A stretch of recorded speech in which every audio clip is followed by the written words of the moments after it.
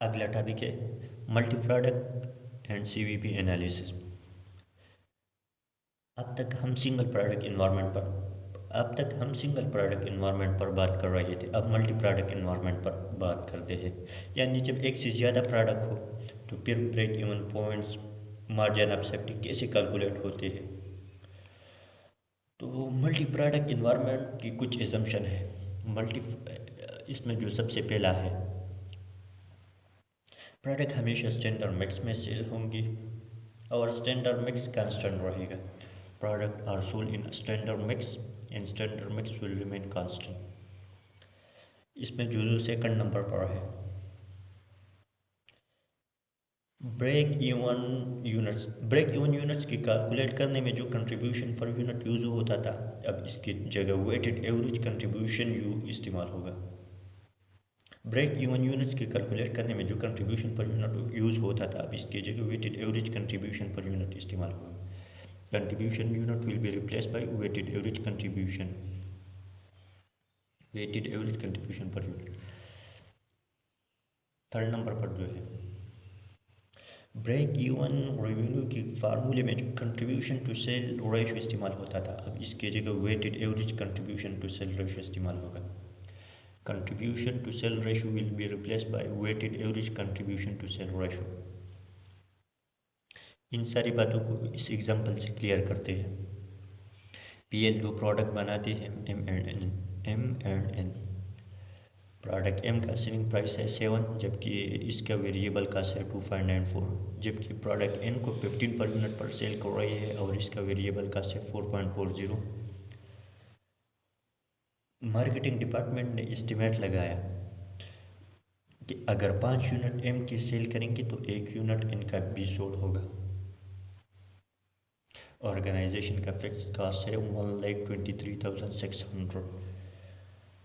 Requirement के मुताबिक PL PL के लिए ब्रेक इवन पॉइंट कैलकुलेट कर लेना। एक दफ़ा रिपीट करते हैं, PL produces and sale two product M and product M sell for 7 per unit and has total variable cost per unit of 2.94 per unit, while product N sell for 15 per unit and has total variable cost of 4.40 per unit. The marketing department has estimate for every 5 unit of M sold, 1 unit N will be sold. The organization fixed cost per period total $1,23,600 required. Calculate the break even point for PL. तो अब break even units को निकालते हैं। तो multi product की break even units का formula होता है जब हम फिक्स कास्ट को weighted average contribution per unit पर डिवाइड करेंगे। तो फिक्स कास्ट तो हमारे पास है लेकिन weighted average contribution per unit नहीं है। तो सबसे पहले हम weighted average contribution per unit को निकालते हैं, कैलकुलेट करते हैं। तो इसका तो और ये निकलता है जब हम मिक्स के टोटल कंट्रीब्यूशन को डिवाइड करेंगे मिक्स के टोटल यूनिट पर, तो फिर हमारे पास weighted average contribution per unit आता है। तो पहले हम कंट्रीब्यूशन निकालते हैं। तो एम का सेलिंग प्राइस था 7, जब इसका वेरिएबल कास्ट था 2.94। तो जब हम 7 से 2.94 माइनस करते हैं तो ये 4.06 पर यूनिट आता है, यानी एम का कंट्रीब्यूशन 4.06 है, जबकि एन का कंट्रीब्यूशन पर यूनिट, इनका सेलिंग प्राइस है 15 पर यूनिट, जबकि इसका वेरिएबल कास्ट है 4.40। तो जब हम 15 से 4.40 माइनस करते हैं तो इनका कंट्रीब्यूशन 10.60 आता है। अब weighted average contribution per unit निकालते हैं। तो एम का कंट्रीब्यूशन था 4.06 पर यूनिट, जबकि इनका कंट्रीब्यूशन था 10.60। और मिक्स के मुताबिक 5 यूनिट अगर एम की सेल करेंगे तो इसके साथ 1 यूनिट एन का होगा। और मिक्स में टोटल यूनिट 6 हो गई, क्योंकि 5 यूनिट एम की है और 1 यूनिट एन की है, तो वो मिक्स की टोटल यूनिट 6 हो गई।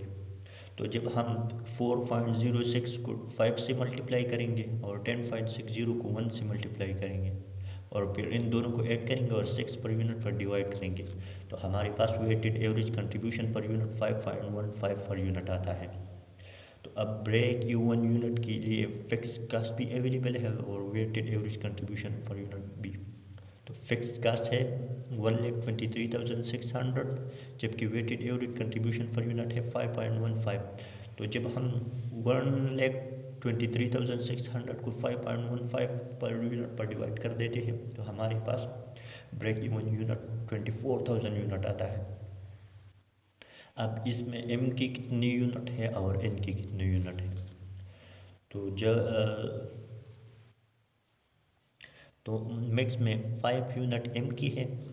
तो जब हम 24,000 को 6 से डिवाइड करेंगे और 5 से मल्टीप्लाई करेंगे तो यह हमारे पास 20,000 यूनिट एम के आते हैं, यानी इसमें एम की 20,000 यूनिट है, जबकि मिक्स में एन की 1 यूनिट थी।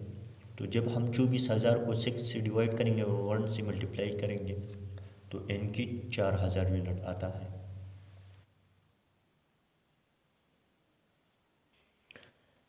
अब दूसरे क्वेश्चन को देखते हैं। टीम दो प्रोडक्ट एम के एंड के एल बनाती है और सेल करती है। ऑर्गेनाइजेशन के एक्सपेक्ट के मुताबिक जब एक यूनिट एम के की बिक जाती है तो 2 यूनिट के एल, तो इसके साथ 2 यूनिट के एल की भी सेल हो जाते हैं, जबकि मंथली सेल रेवेन्यू है 1,50,000। एम के का कंट्रीब्यूशन टू सेल रेशियो है 20%, जबकि के एल का कंट्रीब्यूशन टू सेल रेशियो है 40%, और बजटेड मंथली फिक्स्ड कास्ट है 30,000। एक दफा read because his team produces 2 products, the MK and KL, and then sell them. The organization expect to sell one MK per every 2 KL and have monthly sale revenue of 1,50,000. The MK has a contribution to sale ratio of 20%, whereas the KL has a contribution to sale ratio of 40%. Budget and monthly fixed costs are 30,000. तो requirement में क्या है, break even sale revenue. तो break even sale revenue निकालना, और ये आता है, यानी ब्रेक इवन रेवेन्यू या वैल्यू आता है जब टोटल फिक्स कास्ट को डिवाइड करेंगे weighted average contribution to sale ratio पर। तो सबसे पहले तो weighted average contribution to sale ratio निकालते हैं, और ये आता है जब टोटल कंट्रीब्यूशन अप मिक्स को टोटल रेवेन्यू अप मिक्स पर डिवाइड करेंगे। लेकिन कंट्रीब्यूशन टू सेल रेशो तो क्वेश्चन में गिवन है, एम के का 20% है और मिक्स के मुताबिक एम के 1 यूनिट सेल करेंगे। तो और के एल का जबकि के एल का कंट्रीब्यूशन 40% है और मिक्स के मुताबिक इसके 2 यूनिट सेल करेंगे, तो टोटल 3 यूनिट हो गए। तो जब हम 20% को 1 से मल्टीप्लाई करेंगे और 40% को 2 से मल्टीप्लाई करेंगे तो ये 1 आता है, और इसको जब 3 पर डिवाइड करेंगे और 100 से मल्टीप्लाई कर देते हैं तो ये हमारे पास weighted average contribution to sale ratio 33.33% आता है। तो अब ब्रेक इवन रेवेन्यू या वैल्यू के लिए टोटल फिक्स कास्ट भी अवेलेबल है और weighted average contribution to sale ratio भी। तो टोटल फिक्स कास्ट था 30,000, जबकि weighted average contribution to sale ratio है 33.33%। तो जब हम 30,000 को 0.33 पर डिवाइड करेंगे तो ये हमारे पास आंसर आता है 90,000। तो ब्रेक इवन रेवेन्यू 90,000 में आ गया। अगला टॉपिक है ब्रेक इवन चार्ट। ये सिंगल प्रोडक्ट इन्वायरमेंट वाली चार्ट है। सबसे पहले फिक्स कास्ट को आइडेंटिफाई करते हैं। फिक्स कास्ट, तो फिक्स कास्ट को पहले जीरो एक्टिविटी पे आइडेंटिफाई करते हैं। तो जीरो एक्टिविटी पे फिक्स कास्ट 10,000 होता है, जबकि मैक्सिमम एक्टिविटी अगर हम मैक्सिमम 9,000 यूनिट बना रहे हैं तब भी फिक्स कास्ट 10,000 होता है। तो फिर इन दोनों पॉइंट्स को हम एक स्ट्रेट लाइन के थ्रू जॉइन कर देते हैं और हमारे पास फिक्स कास्ट की लाइन आ जाते हैं।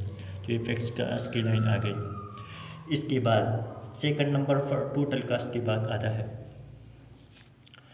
तो इसको पहले जीरो एक्टिविटी पे आइडेंटिफाई करते हैं। तो जीरो एक्टिविटी पे ऑलरेडी फिक्स कास्ट 10,000 यूनिट है। तो जीरो एक्टिविटी पे ऑलरेडी फिक्स कास्ट $10,000 है। और फिर मैक्सिमम एक्टिविटी पे, तो मैक्सिमम हम 9,000 यूनिट बना रहे हैं, तो मैक्सिमम एक्टिविटी पे टोटल कास्ट $47,000 है।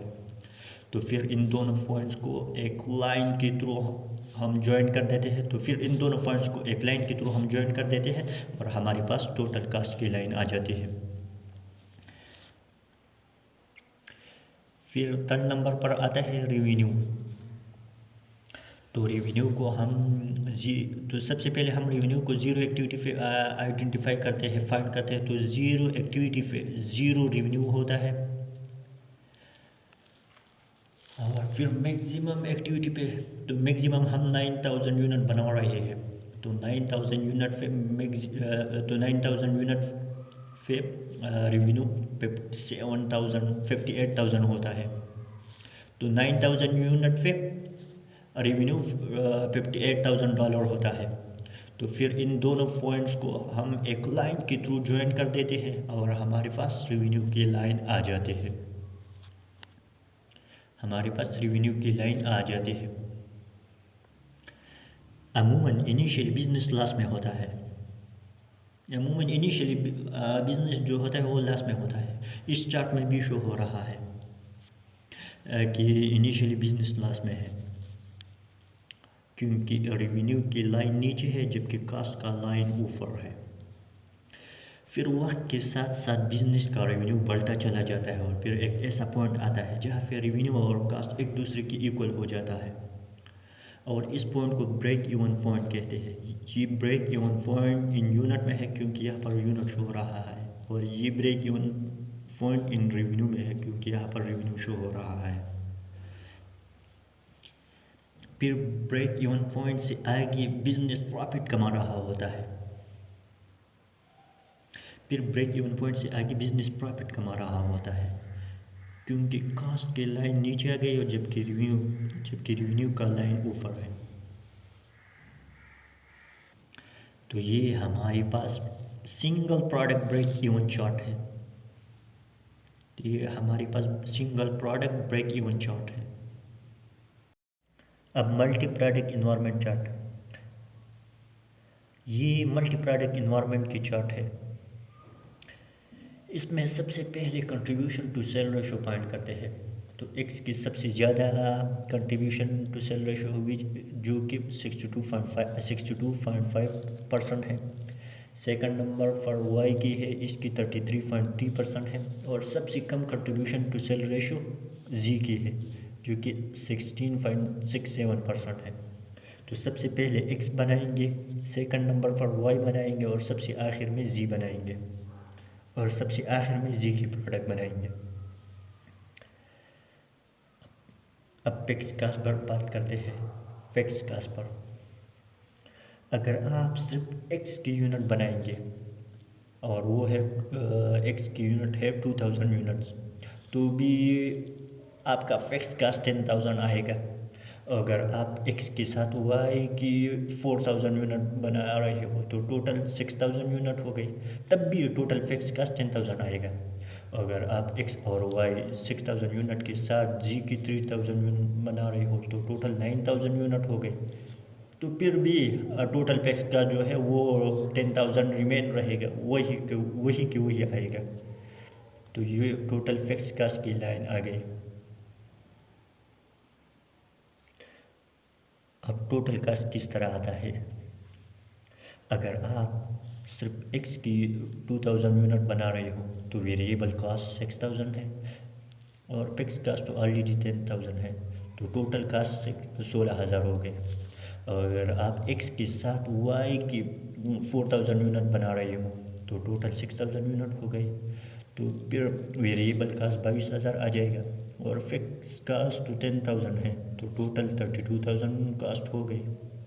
अगर आप एक्स और वाई की 6000 यूनिट के साथ जी की 3000 यूनिट बना रहे हो तो टोटल 9000 यूनिट हो गई, तब वेरिएबल कास्ट 37,000 आ जाएगा और फिक्स कास्ट तो वही 10,000 है, तो टोटल 47,000 हो गई। तो टोटल कास्ट 47,000 हो गया। तो अब इस चार्ट को एक दफ़ा देखते हैं। जब आप 2000 यूनिट बना रहे थे तो टोटल कास्ट था टोटल कास्ट है 16,000, और जब आप 6000 यूनिट बना रहे हो तब टोटल कास्ट आता है 32,000। तो 6000 यूनिट पर टोटल कास्ट आता है 32,000, जबकि 9000 यूनिट जब आप बना रहे हो तब टोटल कास्ट आता है 47,000 यूनिट। तो 9000 यूनिट फिर टोटल कास्ट आता है 47,000।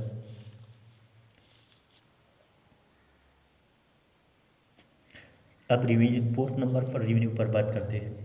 तो जब आप एक्स की 2000 यूनिट बना रहे थे, तो जब आप एक्स की 2000 यूनिट बना रहे हो, सेल कर रहे हो, तब रिवेन्यू आपके पास 16,000 आ जाता है। और जब एक्स के 2000 यूनिट के साथ वाई की 4000 यूनिट को बनाते हो फिर सेल कर रहे हो, तो फिर टोटल यूनिट आपकी 6000 हो गई।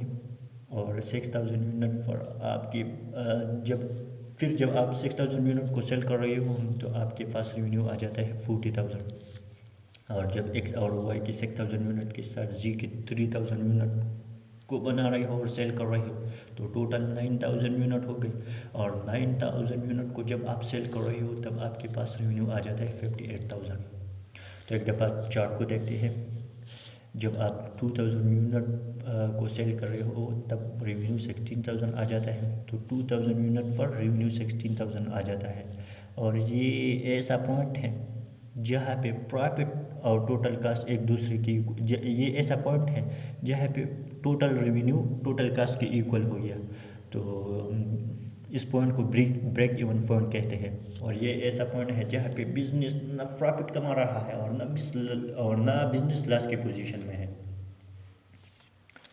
फिर जब आप 6000 यूनिट सेल कर दिए तो रेवेन्यू आपके पास 40,000 आ गया। तो 6000 यूनिट फॉर रेवेन्यू 40,000। और जब आपने 9000 यूनिट सेल कर दिया तो रेवेन्यू 58,000 पर पहुंच गया। तो 9000 यूनिट पर रेवेन्यू 58,000 पर पहुंच गया। ये लाइन इस तरह स्ट्रेट होना चाहिए, लेकिन वाई की contribution to sale ratio X की निस्बत कम है, इसलिए ये लाइन थोड़ा मुड़ गया। ये लाइन भी इस तरह स्ट्रेट होना चाहिए, लेकिन जी की contribution to sale ratio Y की निस्बत कम है, इसलिए ये लाइन भी थोड़ा मुड़ गया। ये इस तरह स्ट्रेट होना चाहिए लेकिन थोड़ा मुड़ गया। इसका मेन रीज़न ये है कि जी की कंट्रीब्यूशन टू सेल रेशो कम है वाई की निस्बत। तो ये था मल्टी प्रोडक्ट इन्वायरमेंट की ब्रेक इवन चार्ट। तो ये था मल्टी प्रोडक्ट की ब्रेक इवन चार्ट।